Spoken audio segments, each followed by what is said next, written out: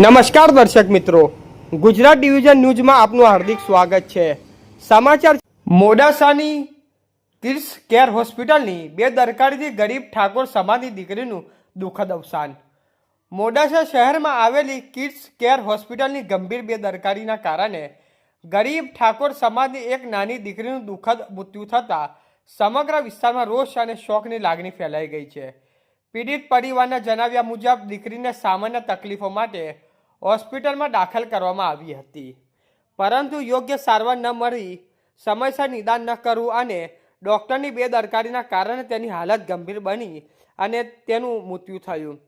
આ દુર્ઘટનાથી જાણ થતાં જ ભારતીય ક્ષત્રિય ઠાકોર સમાજના પ્રમુખ એડવોકેટ ચંદ્રપાલ સિંહ તરત જ પીડિત પરિવારની મદદે આવ્યા હતા।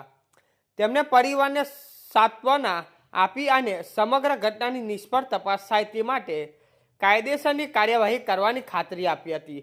સાથે જવાબદાર ડૉક્ટર અને હોસ્પિટલ સામે કડક પગલાં લેવા આવે તેવી માંગ પણ તેમણે ઉઠાવી હતી। ગરીબ પરિવાર માટે આ ઘટના અપૂરણીય નુકસાન સમાન છે। સમાજના આરોગ્ય સેવાઓની ગુણવત્તા અને ખાનગી હોસ્પિટલની જવાબદારી અંગે ફરી એકવાર ગંભીર પ્રશ્નો ઊભા થયા છે। પીડિત પરિવારને ન્યાય મળે અને ભવિષ્યમાં આવી ઘટના ન બને તે માટે તંત્ર દ્વારા કડક પગલાં લેવાય તેવી સમાજની માંગ ઉઠી રહી છે। રિપોર્ટર દીપકભાઈ પરમાર, ગઢિયા।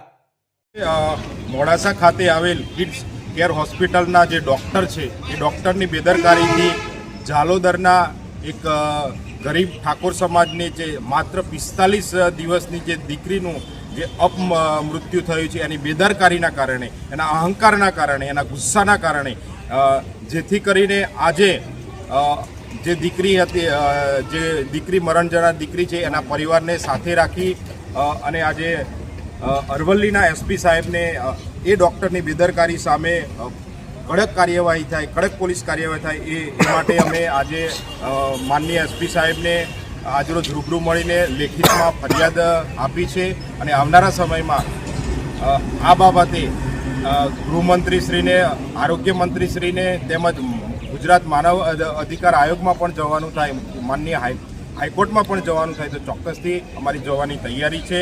અને આ જે માનવતાના જે વિરોધી જે ડૉક્ટર છે, જે માત્ર એને પૈસાનો પ્રેમ છે, માનવતા એમણે નેવે મૂકી દીધી છે, એ પ્રકારના જે કૃત્યો કરનાર જે મોડાસાના કિડ્સ કેર હોસ્પિટલના જે ડૉક્ટર છે એના વિરુદ્ધની કાર્યવાહી થાય, કડક કાર્યવાહી થાય, એના માટે આજે માનનીય પોલીસ અધિક્ષક સાહેબશ્રીને અમે રૂબરૂ મળીને અરજી આપી છે।